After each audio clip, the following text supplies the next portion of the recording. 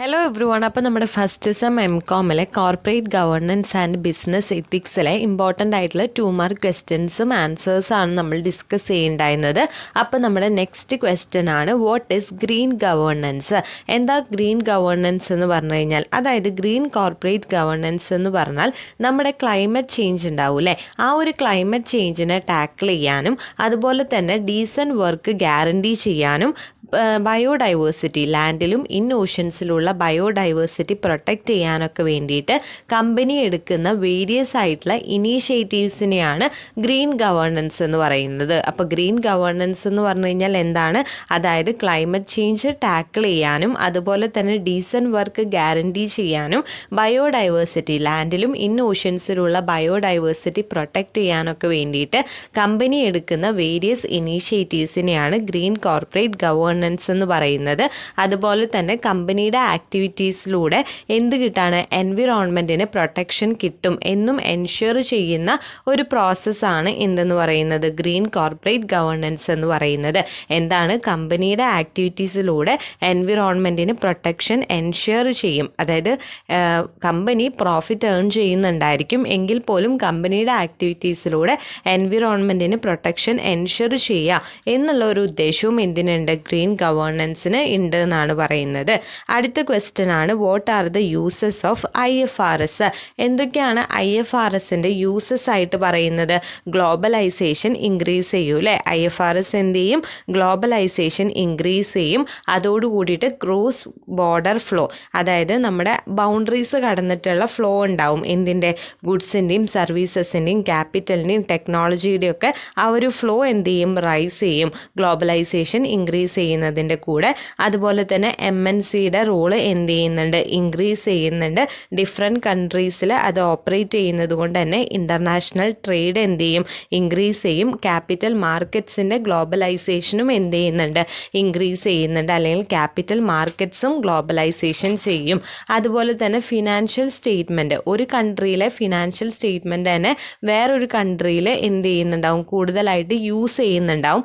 അതുകൊണ്ട് തന്നെ നമുക്ക് ഒരേ ടൈപ്പ് ഓഫ് കമ്പനീസ് ആണ് പല കൺട്രീസിലാണ് ഓപ്പറേറ്റ് ചെയ്യുന്നതെങ്കിൽ ആ ഫിനാൻഷ്യൽ സ്റ്റേറ്റ്മെൻറ്റ് എന്ത് ചെയ്യാം, കമ്പയർ ചെയ്യാം. കാരണം എല്ലായിടത്തും എന്താണ്, ഒരേ ഫിനാൻഷ്യൽ സ്റ്റേറ്റ്മെൻ്റ് ആണ് ഫോളോ ചെയ്യുന്നതെങ്കിൽ ഒരേ ടൈപ്പ് കമ്പനി ആണെങ്കിൽ ഡിഫറെൻറ്റ് കൺട്രീസിലാണെന്നുണ്ടെങ്കിലും നമുക്ക് എന്ത് ചെയ്യാനായിട്ട് പറ്റും, കമ്പയർ ചെയ്യാനായിട്ട് പറ്റും അല്ലേ. അതുപോലെ തന്നെ അക്കൗണ്ടിങ് പ്രൊഫഷൻ എന്ത് ചെയ്യുന്നുണ്ട്, അക്കൗണ്ടിങ് പ്രൊഫഷൻ്റെ ഇൻ്റർനാഷണലൈസേഷൻ പ്രൊമോട്ട് ചെയ്യുന്നുണ്ട്. എല്ലായിടത്തും ഗ്ലോബലൈസേഷനിലൂടെ അക്കൗണ്ടിങ് പ്രൊഫഷൻ എല്ലായിടത്തും അതിൻ്റെ സർവീസസ് എന്ത് ചെയ്യാനായിട്ട് പറ്റും, പ്രൊവൈഡ് ചെയ്യാനായിട്ട് പറ്റും. അതുപോലെ തന്നെ ഗവൺമെൻറ്റിന് അത് അണ്ടർസ്റ്റാൻഡ് ചെയ്യാനും കൺട്രോൾ ചെയ്യാനും എന്തായിരിക്കും, കുറച്ചുകൂടി ഈസിയർ ആയിരിക്കും എന്നാണ് പറയുന്നത്. അപ്പോൾ ഇതൊക്കെയാണ് നമ്മുടെ IFRSൻ്റെ എന്തായിട്ട് പറയണേ, യൂസസ് ആയിട്ട് പറയണത്. ഓക്കെ അല്ലേ, ക്ലിയർ അല്ലേ? ഇനി അടുത്ത ക്വസ്റ്റ്യൻ ആണ്, what do you mean by audit committee? നമ്മുടെ കമ്പനിയിലെ ബോർഡ് ഓഫ് ഡയറക്ടേഴ്സിലെ ആ ബോർഡ് ഓഫ് ഡയറക്ടേഴ്സിൻ്റെ ഒരു കമ്മിറ്റിയാണ് എന്തെന്ന് പറയുന്നത്, ഓഡിറ്റ് കമ്മിറ്റി എന്ന് പറയുന്നത്.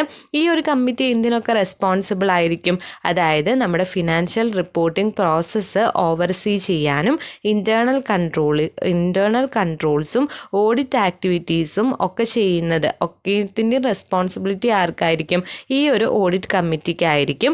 അതുപോലെ തന്നെ ഓഡിറ്റ് കമ്മിറ്റി എന്ത് എൻഷുർ ചെയ്യണം, കമ്പനിയുടെ ഫിനാൻഷ്യൽ സ്റ്റേറ്റ്മെൻറ്റ്സ് ആക്യുറേറ്റ് ആണോ, റിലയബിൾ ആണോ എന്നും എന്ത് ചെയ്യണം, നമ്മുടെ എൻഷുർ ചെയ്യണം, ഓഡിറ്റ് കമ്മിറ്റി എൻഷുർ ചെയ്യണം. അതുപോലെ തന്നെ ഓഡിറ്റ് ഫീസ് അത് ഫിക്സേഷൻ ചെയ്യുന്നത് ആരാണ്, ഈ ഒരു ഓഡിറ്റ് കമ്മിറ്റി ആയിരിക്കും. അതുപോലെ തന്നെ എത്രത്തോളം നോൺ ഓഡിറ്റ് സർവീസസ് ഉണ്ട് അതിൻ്റെ എക്സ്റ്റെൻറ്റും ഡിറ്റർമിനേഷൻ ചെയ്യുന്നത് ഈ ഒരു ഓഡിറ്റ് കമ്മിറ്റി ആയിരിക്കും എന്നാണ് പറയുന്നത് കേട്ടോ. ഇനി അടുത്ത ക്വസ്റ്റ്യൻ ആണ്, what is the purpose of remuneration committee? നമ്മുടെ ഓഡിറ്റ് കമ്മിറ്റി പോലെ തന്നെ ബോർഡ് ഓഫ് ഡയറക്ടേഴ്സ്, കമ്പനിയുടെ ബോർഡ് ഓഫ് ഡയറക്ടേഴ്സിൻ്റെ ഒരു കമ്മിറ്റിയാണ് റെമ്യൂണറേഷൻ കമ്മിറ്റി. ഈ ഒരു കമ്മിറ്റി എന്തിന് റെസ്പോൺസിബിൾ ആയിരിക്കും, അതായത് സാലറീസ് സെറ്റ് ചെയ്യാനും അതുപോലെ തന്നെ നമ്മുടെ CEO അതുപോലെ സീനിയർ ലീഡർഷിപ്പ് ടീമൊക്കെ ഉണ്ടാവുമല്ലോ, അവർക്ക് എത്രത്തോളം സാലറീസ് കൊടുക്കണം, അവർക്ക് എത്രത്തോളം കോമ്പൻസേഷൻ കൊടുക്കണം എന്നൊക്കെ സെറ്റ് ചെയ്യാനായിട്ട് റെസ്പോൺസിബിൾ ആയിട്ടുള്ള കമ്മിറ്റിയാണ് റെമ്യൂണറേഷൻ കമ്മിറ്റി എന്ന് പറയുന്നത്. അപ്പോൾ റെമ്യൂണറേഷൻ കമ്മിറ്റി എന്ന് പറഞ്ഞു കഴിഞ്ഞാൽ CEO ഉൾപ്പെടെയുള്ള ബാക്കിയുള്ള സീനിയർ ലീഡർഷിപ്പ് ടീം അതുപോലെ കമ്പനീസിൻ്റെ എക്സിക്യൂട്ടീവ്സിനൊക്കെ എത്രത്തോളം സാലറി കൊടുക്കണം, എത്രത്തോളം കോമ്പൻസേഷൻ കൊടുക്കണം എന്ന് സെറ്റ് ചെയ്യാനായിട്ട് റെസ്പോൺസിബിൾ ആയിട്ടുള്ള ആ ഒരു ബോർഡ് ഓഫ് ഡയറക്ടേഴ്സിൻ്റെ കമ്മിറ്റീനെയാണ് റെമ്യൂണറേഷൻ കമ്മിറ്റി എന്ന് പറയുന്നത്. ഓക്കെ അല്ലേ, ക്ലിയർ അല്ലേ? ക്വസ്റ്റ്യൻ ആണ്, what do you mean by SOX? SOX എന്ന് പറയാം. SOX എന്ന് പറഞ്ഞു കഴിഞ്ഞാൽ എന്താണ്? സാരബൻ-സോക്സ്ലി ആക്ട് ആണ്, ഒരു ആക്ട് ആണ്. ഈ ഒരു ആക്ട് എന്ന് പറയുന്നത് യുണൈറ്റഡ് സ്റ്റേറ്റ്സിൻ്റെ ഫെഡറൽ ലോ ഡിസൈൻ ചെയ്തിരിക്കുന്നതാണ്. എന്തിനു വേണ്ടിയിട്ടാണ്? അതായത് ഷെയർ ഹോൾഡേഴ്സിനെയും പബ്ലിക്കിൻ്റെയും പ്രൊട്ടക്റ്റ് ചെയ്യാൻ വേണ്ടിയിട്ട്. എന്തിൽ നിന്ന് പ്രൊട്ടക്റ്റ് ചെയ്യാൻ? ജനറൽ അക്കൗണ്ടിങ് ഫ്രോഡ് ഉണ്ടാവും. പബ്ലിക് കമ്പനീസിലും പ്രൈവറ്റ് കമ്പനീസിലും നടക്കുന്ന ജനറൽ അക്കൗണ്ടിങ് ഫ്രോഡിൽ നിന്ന് ഷെയർ ഹോൾഡേഴ്സിനെയും പബ്ലിക്കിനെയും പ്രൊട്ടക്റ്റ് ചെയ്യാൻ വേണ്ടിയിട്ട് United States federal law design ചെയ്തിരിക്കുന്ന ഒന്നാണ് സാരബൻ-സോക്സ്ലി ആക്ട് എന്ന് പറയുന്നത്. അത് എങ്ങനെയാണ് പ്രൊട്ടക്റ്റ് ചെയ്യണമെന്ന് ചോദിച്ചു കഴിഞ്ഞാൽ കോർപ്പറേറ്റ് ഡിസ്ക്ലോഷേഴ്സിൻ്റെ ആക്യുറസി ഇംപ്രൂവ് ചെയ്തുകൊണ്ടാണ്. അങ്ങനെ ഇംപ്രൂവ് ചെയ്തുകൊണ്ട് ഷെയർ ഹോൾഡേഴ്സിനെയും പബ്ലിക്കിനെയും ജനറൽ ആയിട്ടുള്ള അക്കൗണ്ടിങ് ഫ്രോഡിൽ നിന്ന് പ്രൊട്ടക്റ്റ് ചെയ്യുന്ന ആക്റ്റാണ് സാരബൻ-സോക്സ്ലി ആക്ട് എന്ന് പറയുന്നത് കേട്ടോ. അടുത്തതാണ്, what is the purpose of NCLT? NCLT എന്ന് പറഞ്ഞു കഴിഞ്ഞാൽ നാഷണൽ കമ്പനി ലോ ട്രിബ്യൂണൽ. അപ്പോൾ നാഷണൽ കമ്പനി ലോ ട്രിബ്യൂണലിൻ്റെ പേർപ്പസസ് എന്തൊക്കെയാണ്? ഒന്ന്, declare liability of members unlimited. എന്ത് ചെയ്യാനാണ്? മെമ്പേഴ്സ് അൺലിമിറ്റഡിൻ്റെ ലയബിലിറ്റി ഡിക്ലെയർ ചെയ്യാൻ. അതുപോലെ തന്നെ രജിസ്ട്രേഷൻ ഓഫ് കമ്പനീസ് ചെയ്യാനായിട്ട്. അതുപോലെ തന്നെ ചീഫ് മെട്രോപൊളിറ്റൻ മജിസ്ട്രേറ്റിൻ്റെ അസിസ്റ്റൻസ് സീക്ക് ചെയ്യാൻ വേണ്ടിയിട്ട്. അതുപോലെ തന്നെ റെമഡി ഫോർ ഓപ്പറേഷൻ ആൻഡ് മിസ്മാനേജ്മെൻറ്റിനും ഓപ്പറേഷനും ഒരു റെമഡി കണ്ടെത്താൻ. അതുപോലെ തന്നെ കമ്പനിയുടെ അസറ്റ്സ് എന്ത് ചെയ്യാനായിട്ട് ആവശ്യമുണ്ടെന്നുണ്ടെങ്കിൽ ഫ്രീസ് ചെയ്യാനായിട്ട്. അതുപോലെ തന്നെ കമ്പനിയുടെ ഓണർഷിപ്പിന് എന്തെങ്കിലും പ്രശ്നമുണ്ട്, ഓണർഷിപ്പ് ക്ലിയർ അല്ലെങ്കിൽ അത് ഇൻവെസ്റ്റിഗേറ്റ് ചെയ്യാനായിട്ട്.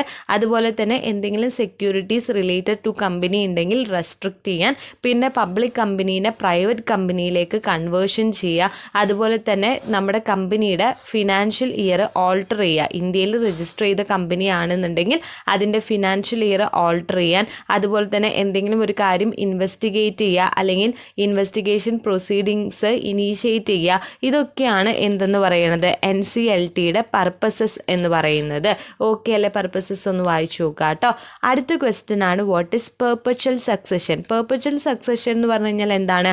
കമ്പനി ലോയിൽ പെർപച്വൽ സക്സഷൻ എന്ന് പറയുന്നത് ഒരു കമ്പനി ആയിക്കോട്ടെ, കോർപ്പറേഷൻ ആയിക്കോട്ടെ, അല്ലെങ്കിൽ അതർ ഓർഗനൈസേഷൻസ് ആയിക്കോട്ടെ, അത് എന്തായി പോവും? കണ്ടിന്യൂവേഷൻ ഉണ്ടായിരിക്കും എന്നാണ് പറയുന്നത്. ഇനിയിപ്പോൾ ഡെത്ത് സംഭവിച്ചോട്ടെ, റിട്ടയർമെൻറ്റ് ആയിക്കോട്ടെ, ബാങ്ക്രപ്റ്റൻസി ആയിക്കോട്ടെ, ഇൻസോൾവൻസി ആയിക്കോട്ടെ, അല്ലെങ്കിൽ മെമ്പർഷിപ്പ് എന്തെങ്കിലും ചേഞ്ച് ചെയ്തു, അല്ലെങ്കിൽ ബിസിനസ്സിൽ നിന്ന് ഓണർ എക്സിറ്റ് ചെയ്തു, അല്ലെങ്കിൽ മെമ്പർ എക്സിറ്റ് ചെയ്തു, സ്റ്റോക്ക് ട്രാൻസ്ഫർ ചെയ്തു, എന്ത് തന്നെയാണെങ്കിലും കമ്പനി എന്ത് ചെയ്തോളും? മുന്നോട്ട് തന്നെ പോവും. കണ്ടിന്യൂവേഷൻ ഉണ്ടായിരിക്കണം കമ്പനിയിൽ എന്നാണ് പറയുന്നത്.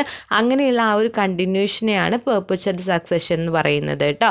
അടുത്തതാണ്, what is class action? Class action എന്ന് പറയുന്നത് ഇന്ത്യൻ ജൂറിസ്പ്രൂഡൻസിന് ഒരു പുതുമയൊന്നല്ല, നോട്ട് ന്യൂ അല്ല.